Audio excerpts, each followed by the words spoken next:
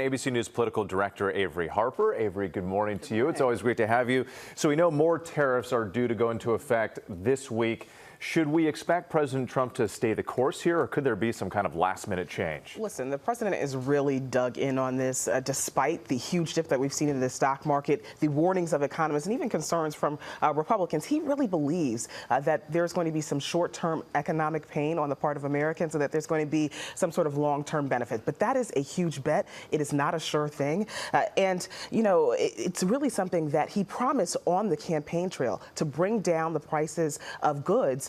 And if we see prices rise astronomically because of some of these tariffs, that could spell trouble for Republicans as we near midterms. And we know that from recent polling, it suggests that tariffs are not a popular policy. So that leads to this next question here, because what about the protests and the opposition that we've seen to some of the Trump administration policies? I mean, how much of a concern do you think that is right now for Republicans? Listen, it could be a concern as we near midterms. You heard some of the voters in that piece just yesterday. We saw thousands of folks across the country, and not just in places where folks were voting and supporting for Democrats, but also in some really red areas of the country as well.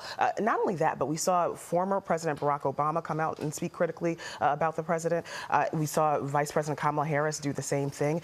And of course, we saw that 25-hour-long speech from Cory Booker, that there has been a groundswell of support for him, at least in some Democratic circles. I spoke with some of the organizers of those protests, and they acknowledged that in order for them to affect change, there has to be some sort of sustained movement. It can't just be one day of protests. But I know that Democrats are going to be looking to rally support from folks who were out in the streets yesterday in hopes of reclaiming some power come midterm. Averi Harper, as always, we really appreciate it. Thanks so much. And be sure to tune in to This Week later on this morning. George Stephanopoulos interviews top White House economic advisor Kevin Hassett.